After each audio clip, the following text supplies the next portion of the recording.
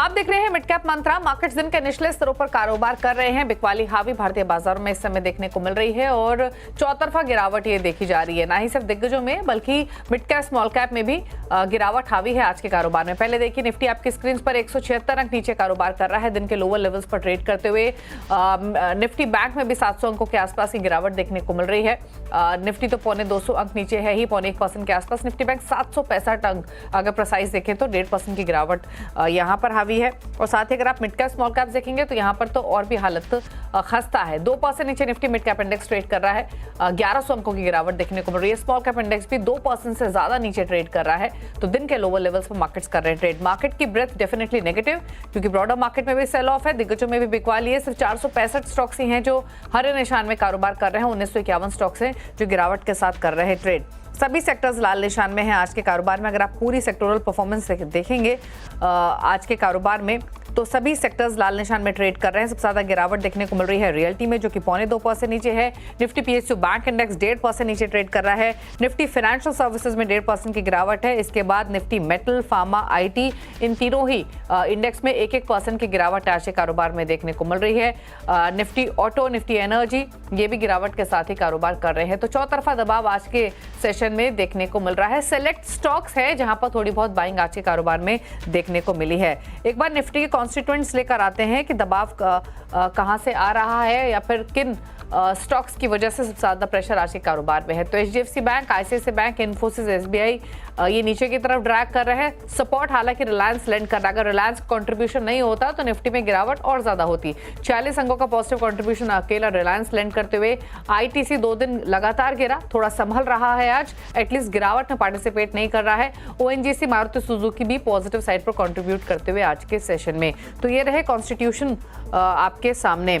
एक बार Nifty bank के constituents और लेकर आते हैं। सभी कॉन्स्टिट्यूएंट्स हालांकि लाल निशान में ही ट्रेड कर रहे हैं, लेकिन सबसे ज्यादा पार्टिसिपेशन नेगेटिव साइड पर एचडीएफसी बैंक और आईसीआईसीआई बैंक की तरफ से आ रही है। दोनों बैंकों के अगर आंकड़े मिला दे तो लगभग 600 अंकों का नेगेटिव कंट्रीब्यूशन तो अकेले यही लेंड कर रहे हैं। एसबीआई 99 अंकों का नेगेटिव कंट्रीब्यूशन, इंडसइंड बैंक 20-21 अंकों का नेगेटिव कंट्रीब्यूशन लेंड करते हुए दिखाई दे रहा है। लेकिन अब स्ट्रैटेजी यहाँ से क्या हो सकती है, वेट एंड वॉच करना है।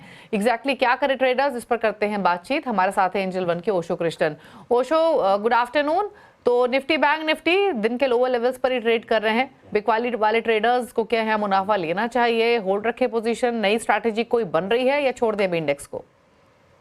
Very good afternoon Deepali ji.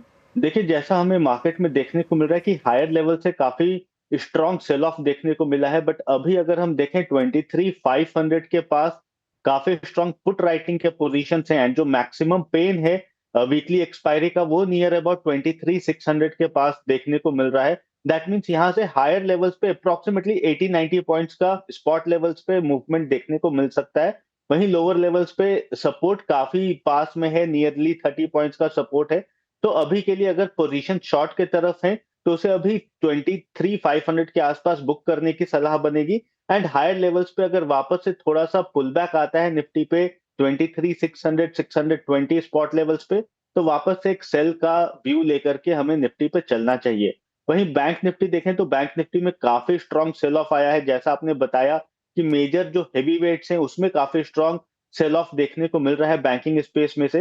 And banking को अगर देखें इंडेक्स को तो यहाँ पे एक स्ट्रॉन्ग ब्रेकडाउन का सिनारियो बनता हुआ नजर आ रहा है। अगर प्रीवियसली हिस्टोरिकल लोज देखें, स्विंग लोज देखें, तो उसके नीचे आज बैंक निफ्टी प्लंज किया है। तो ये थोड़ा सा एक कंसर्निंग फैक्टर हो सकता है। अगर आज का क्लोजर नीचे लेवल्स पे रहता है, 49,500 के नीचे क्लोजिंग दिखा देता है, तब आने वाले दिन पे एक कंसर्निंग फैक्टर बन सकता है एंड हमें और दबाव बैंक निफ्टी में देखने को मिल सकता है। ओके, तो ये इंडेक्स पर आ रही और लेवल्स आपको बताए गए हैं दोनों ही इंडाइसिस पर।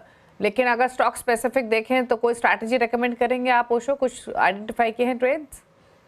स्टॉक स्पेसिफिक देखें तो मिक्स व्यू है अभी, ऑल्दो ज्यादा बायसनेस सेल्स के तरफ है, बट अगर हम फार्मा या हेल्थ केयर स्पेस में देखें तो अभी भी थोड़ा पॉजिटिव मोमेंटम बना हुआ है।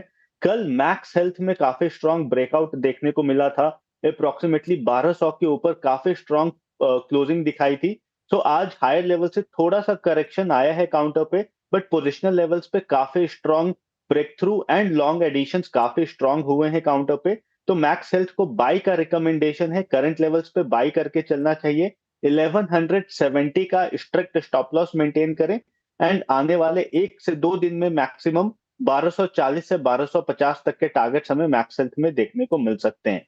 सेकंड काउंटर जिसमें बिकवाली की राय है जेएसडब्ल्यू स्टील। जेएसडब्ल्यू स्टील में देखें ओवरऑल मेटल स्पेस में थोड़ा दबाव बना हुआ है, बट जेएसडब्ल्यू स्टील में स्पेसिफिकली 900 का जोन ब्रेकडाउन हुआ है, तो एक्सपेक्टेड रहेगा कि थोड़ा सा और करेक्शन देखने को मिल सकता है मार्केट में। तो जेएसडब्ल्यू स्टील को करंट लेवल्स पे सेल करने की रिकमेंडेशन है। 915 का स्टॉप लॉस मेंटेन करना है स्पॉट लेवल्स पे एंड आने वाले 1 से 2 दिनों में नियरली 860 तक के टारगेट्स हमें इस काउंटर में देखने को मिल सकते हैं। तो ये दो ट्रेड्स आपको रेकमेंड किए गए हैं। जेएसडब्ल्यू स्टील दिन के लोअर लेवल पर ट्रेड कर रहा है, यहां से बिकवाली की पोजीशंस आप इनिशिएट कर सकते हैं। 897 के मौजूदा लेवल्स। दूसरा आपको मैक्स हेल्थ ये ट्रेड रेकमेंड किया गया है। लेकिन चलिए अब मिड कैप्स का हाल लेकर आते हैं। इंडेक्स तो आपने अभी देखा ही 1100 पॉइंट नीचे ट्रेड कर रहा है। ऑलमोस्ट 2% के लॉसेस के साथ मिड कैप इंडेक्स में कारोबार हो रहा है। लेकिन पॉकेट्स दिखाते हैं आपको, ज्यादातर पॉकेट्स लाल निशान में ही ट्रेड हो रही हैं आज के सेशन में। इसलिए शुरुआत करेंगे एनबीएफसी के साथ, जहां पर पेटीएम 7.5% नीचे, श्रीराम फाइनेंस 3.5% नीचे, पीएफसी आरईसी में भी 3.5% की गिरावट देखने को मिल रही है। साथ ही लेकर आते हैं आपकी स्क्रीन पर फार्मा स्टॉक्स को। एस्ट्राजेनेका 2.5% नीचे, 3% नीचे, बायोकॉन, आयोल केमिकल, मार्क्सन्स में भी 2 से 3% के लॉसेस देखने को मिल रहे हैं। आईटी में गिरावट, इंटेलेक्ट डिजाइन 4.5% नीचे, 4% नीचे, ओरेकल फाइनेंशियल, टाटा एलेक्सी 3% नीचे, बिरला सॉफ्ट में भी 3% की गिरावट देखने को मिल रही है। पावर स्टॉक्स भी लुढ़के हुए हैं। सीजी पावर 5.5% नीचे, जेएसडब्ल्यू एनर्जी 4.5% नीचे, 0.3% नीचे भेल ट्रेड कर रहा है आज के सेशन में। रियल्टी स्टॉक्स कमजोर, शोभा 6% नीचे, 5% लुढ़का हुआ है, गोदरेज प्रॉपर्टीज, प्रेस्टीज एस्टेट 2% नीचे है, ब्रिगेड में भी 2% की गिरावट देखने को मिल रही है। कंज्यूमर ड्यूरेबल क्षेत्र से जुड़े हुए शेयर्स, डिक्सन टेक 7.5% नीचे, सिम्फनी 5.5% नीचे, 4% नीचे, वोल्टास, ब्लू स्टार 4% नीचे ट्रेड कर रहा है। एक पॉकेट दिखाते हैं जहां पे सेलेक्ट स्टॉक्स में बाइंग देखने को मिल रही है, वो है एनर्जी पैक यानी oil and gas pocket. MRPL 2.5% ऊपर, 2% ऊपर चेन्नई पेट्रो, ऑयल इंडिया 1.5% ऊपर और एचपीसीएल में भी 1% के आसपास की बढ़त देखने को मिल रही है आज के सेशन में। कुछ और स्टॉक्स दिखाते हैं जो कि तेजी के साथ कर रहे हैं कारोबार आज के सेशन में। उसमें स्पंदना स्फूर्ति आप देखिए, कल सुशील केडिया ने स्टॉक का जिक्र किया, कल 20% के सर्किट इसमें लगते हुए दिखाई दिए और आज भी 16.5% ऊपर ये स्टॉक ट्रेड कर रहा है। तो क्या शानदार मोमेंटम 2 सेशंस में स्टॉक में आते हुए दिखाई दिया है। जी एंटरटेनमेंट 3.5% ऊपर है, पीआई इंडस्ट्रीज 1% ऊपर, बजाज होल्डिंग में भी 3.5% की बढ़त आज कारोबार में देखने को मिल रही है। एनर्जी पैक का अभी हमने जिक्र किया था, उसके पीछे चलने के पीछे एक और इंपॉर्टेंट कारण कच्चे तेल का मूवमेंट है। इंटरनेशनल मार्केट्स में कच्चे तेल में तेजी देखने को मिली है और ओपेक की सप्लाई और टाइटर हो सकती है, उसके कारण हमने ब्रेंट अगर हम देखेंगे तो $77-78 तक पहुंचते हुए देखा है, तो उसके कारण हमने एनर्जी पैक में थोड़ी सी वाइब्रेंसी आते हुए देखी है। लेकिन चलिए आगे बढ़ेंगे, कुछ और खबरों की ओर रुख करते हैं। दरअसल सरकार सोवरेन गोल्ड बॉन्ड स्कीम को ठंडे बस्ते में डाल सकती है। बजट में सोवरेन गोल्ड बॉन्ड स्कीम पर फैसला हो सकता है। क्या है पूरी खबर, बताने के लिए लक्ष्मण रॉय हमारे साथ मौजूद है। लक्ष्मण बताइए प्लीज, क्या एक्सपेक्ट करना चाहिए सोवरेन गोल्ड बॉन्ड स्कीम को लेकर, क्या डिसीजन सरकार ले सकती है? दरअसल सोवरेन गोल्ड बॉन्ड जो है लोगों का काफ़ी पसंदीदा इन्वेस्टमेंट एवेन्यू बन चुका था।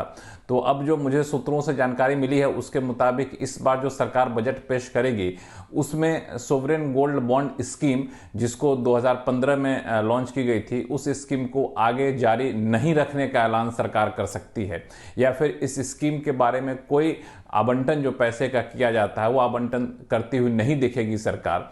और हो सकता है कि स्कीम जारी ना करें, ये ऐलान औपचारिक तौर पे ना करें, लेकिन साइलेंट हो जाए, यानी अगले कारोबारी साल में अब सोवरेन गोल्ड बॉन्ड जारी नहीं किया जाएगा। इस बात के संकेत आपको बजट में देखने को मिल सकते हैं। और इसके पीछे सबसे बड़ी वजह यह है कि सोवरेन गोल्ड बॉन्ड की वजह से सरकार को लगता है कि जो मकसद हम पूरा करना चाहते थे वो मकसद पूरा कर नहीं पाई। गोल्ड इंपोर्ट लगातार बढ़ रहा है, गोल्ड इंपोर्ट की वजह से सीएडी बढ़ रहा है, और दूसरी तरफ जो गोल्ड की कीमतें हैं वो जिस तरीके से बढ़ रही हैं उससे सरकार को नुकसान हो रहा है, क्योंकि इस स्कीम के तहत जिस कीमत पर आप सोना खरीदते हैं और जिस कीमत पर आप सोवरेन गोल्ड बॉन्ड को इनकैश कराने जाते हैं तो उस वक्त की कीमत के आधार पर पैसा दिया जाएगा। ऊपर से 2.5% इंटरेस्ट सरकार देती है, तो 2.5% इंटरेस्ट जो है वो सरकार को बड़ा महंगा पड़ रहा है। तो मुझे सूत्र बता रहे हैं कि अब सरकार इसको आगे जारी रखने के मूड में है नहीं। चालू कारोबारी साल में 18,500 करोड़ रुपए को सोवरेन गोल्ड बॉन्ड के लिए पैसा आवंटित किया गया था, लेकिन अभी तक कोई ट्रांच इशू नहीं किया गया है। अब लगता है कि आगे भी सरकार इसको डिसकंटिन्यू कर देगी। निर्मला सीतारमण का ये बजट स्टॉक मार्केट के लिए होगा मेक और ब्रेक। कंजम्पशन, केपेक्स और न्यू एज रिफॉर्म्स की है दरकार, ग्रोथ को भी देनी है फुल रफ्तार। रोजगार बढ़ाना है और टैक्स कम कर मिडिल क्लास को भी लुभाना है। मोदी 3.0 के इस खास बजट का पूरे देश को है इंतजार, क्या करेगी सरकार? देखिए बजट की सबसे बड़ी कवरेज मेरे साथ आपके अपने चैनल CNBC आवाज पर।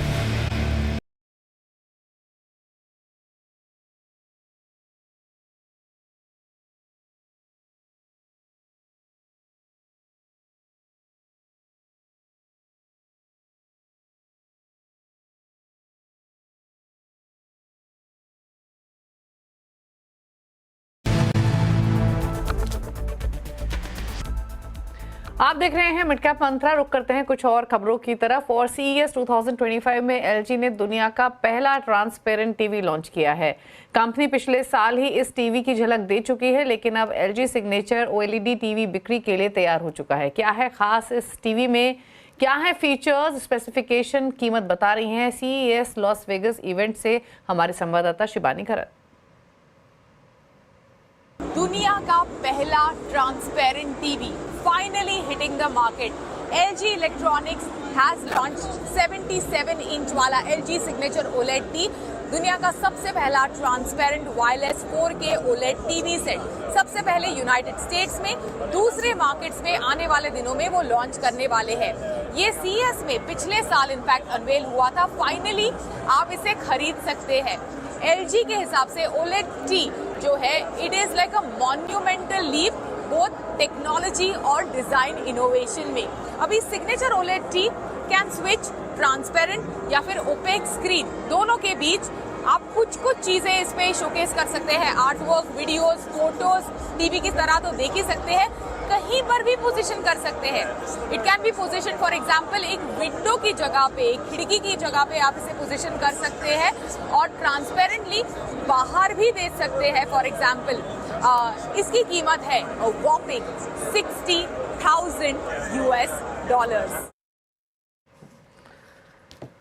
तो ये आपने देखा CES से LG की नई पेशकश ट्रांसपेरेंट टीवी। क्या है खासियत तो तमाम डिटेल शिबानी ने बताई। लेकिन चलिए कुछ स्टॉक्स पर और राय ले लेते हैं और स्पंदना स्फूर्ति इनफैक्ट इस स्टॉक पर राय ले लेते हैं ओशो की। ओशो एक बार स्टॉक को देखिए और बताइए, हालांकि जो मूव आया वो फंडामेंटल कारणों की वजह से आया, लॉन्ग टर्म रिकमेंडेशन की वजह से आया, लेकिन 2 दिन में काफी स्ट्रांग मूव ऑलरेडी दिखा चुका है। 464 पर ट्रेड कर रहा है। क्या व्यू है इन लेवल से? बस ये ओवरऑल 2 दिन में नियरली 35-36% का ऑलरेडी मूव इस काउंटर ने दिखा चुका है। बट यहाँ पे अगर हम देखें, बहुत ही दिनों के बाद एक नेगेट हुआ है लोअर फॉर्मेशन का, that means lower lows and lower highs formation को नेगेट करते हुए दिखाई दिया है। सो टेक्निकली भी यहाँ पे एक टर्न अराउंड फैक्टर दिखाई दे सकता है। यस, नो डाउट 35-36% चलने के बाद रिस्क रिवॉर्ड उतना ज्यादा फेवरेबल नहीं है। बट यहाँ से अगर हम मीडियम टर्म टाइम फ्रेम के लिए देखें तो काउंटर में एक अच्छा मूवमेंट एक्सपेक्टेड है 550-560 के इमीडिएट अपसाइड टारगेट्स के लिए। एंड वहीं सपोर्ट अगर हम देखें तो नियरली 400 के पास इसका टेक्निकल लेवल पे काफी स्ट्रॉन्ग सपोर्ट भी बनते हुए दिखाई दे रहे हैं। ओके, तो 464 पर स्पंदना स्फूर्ति का स्टॉक कारोबार करते हुए आज के सेशन में एक अच्छा मूव आज भी देखने को मिल रहा है, यानी कल की जो बाइंग है उसका एक एक्सटेंडेड मूव देख रहे हैं। हालांकि आज के कारोबार में कई सेलेक्ट स्टॉक्स ऐसे हैं जो कि मोमेंटम दिखा रहे हैं। आप देखिए कैस्ट्रॉल को वो वहाँ मोमेंटम है, ऑयल एंड गैस पैक में तो बाइंग है ही, लेकिन एक कोलगेट के स्टॉक को देखेंगे तो ये भी अब डे हाई पर आ चुका है। 2777 पर कारोबार कर रहा है। कैस्ट्रॉल तो ऊपरी सरों से हल्का हुआ है। मैं कोलगेट को देखेंगे तो ये भी दिन के ऊपरी स्तरों के आसपास आकर कारोबार कर रहा है। तो कुछ सेलेक्ट स्टॉक्स हैं जहां पर मोमेंटम है आज के सेशन में। रुक रहे हैं इसी के साथ एक ब्रेक के लिए। ब्रेक के पर कुछ और खबरें फिर वापस आते हैं।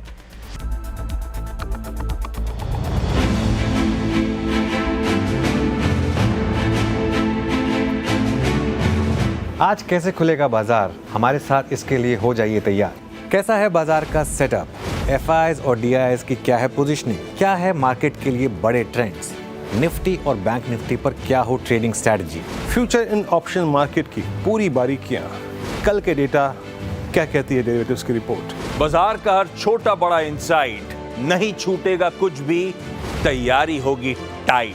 लोकल के साथ ग्लोबल मार्केट की चाल, मैं बताऊंगा दुनिया के बाजारों का हाल। मार्केट की बड़ी एक्सक्लूसिव पे आपका गाइड, ब्लॉक डील हो या फंड रेजिंग, हर बड़ी खबर पे सबसे पहला इंसाइट। खबरों के खिलाड़ी देखिए मेरे साथ, बाजार की हर छोटी बड़ी खबर लगेगी आपके हाथ। ब्रोकरेज की कहाँ है नजर, बिग ब्रोकरेज बेट्स में दिखेगा पक्का असर। सत्ता के गलियारे की हर हलचल, पॉलिसी मेकर्स के हर फैसले पर पैनी नजर, बाजार, इकोनॉमी और आप पर असर डालने वाली हर खबर। इन्वेस्टर्स और ट्रेडर्स दोनों के काम की बात। समझिए मार्केट की पल्स मेरे साथ।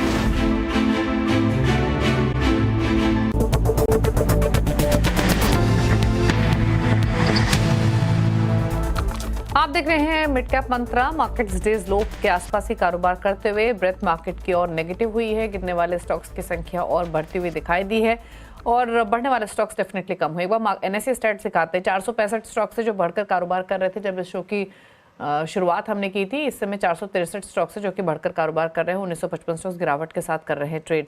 अगर सेक्टोरल परफॉर्मेंस देखेंगे तो सभी सेक्टर्स लाल निशान में ही कारोबार कर रहे हैं और उसी तरीके का सेटअप फिलहाल देखने को मिल रहा है। एक एफएमसीजी इंडेक्स है जो फ्लैट हो चला है और हरे निशान में आने की कोशिश करते हुए दिखाई दे रहा है। बाकी सभी सेक्टोरल इंडाइसेस लाल निशान में ही कर रहे हैं ट्रेड। लेकिन हम बात करते हैं क्लाइंट नंबर 1 के अपडेट की। इस हफ्ते आईडीबी कैपिटल के ब्रिजेश यल, मार्केट एक्सपर्ट अमित सेठ, मेरे एसेट शेयर खान की जतिन गेडिया के बीच मुकाबला हो रहा है और रिटर्न की स्थिति देखिए लीड कर रहे हैं अमित सेठ 5% के रिटर्न, जतिन गेडिया दूसरे नंबर पर 2% के रिटर्न इनका पोर्टफोलियो लैंड कर रहा है। ब्रिजेश यल का पोर्टफोलियो नेगेटिव 13.27% के रिटर्न लैंड कर रहा है। तो ये रहा फिलहाल रिटर्न अपडेट तीनों ही पार्टिसिपेंट्स की तरफ से। इसी के साथ एक ब्रेक के लिए रुक रहे हैं। मिड कैप मंत्रा में इतना ही। ब्रेक के उस पर आप देखिए नोयोआ कंपनी आशीष के साथ और नोयोआ कंपनी बातचीत करेंगे डीसीएक्स सिस्टम्स के सीएमडी एचएस राघवेंद्र राव से। एक ब्रेक के बाद नमस्कार।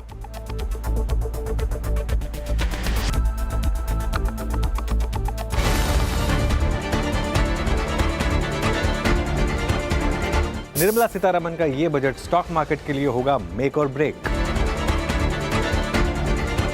कंजम्पशन, केपेक्स और न्यू एज रिफॉर्म्स की है दरकार और ग्रोथ को भी देनी है पूरी रफ्तार। रोजगार बढ़ाना है, टैक्स कम कर मिडिल क्लास को भी लुभाना है। मोदी 3.0 के इस खास बजट का पूरे देश को है इंतजार। क्या करेगी सरकार? देखिए बजट की सबसे बड़ी कवरेज मेरे साथ आपके अपने चैनल CNBC आवाज पर।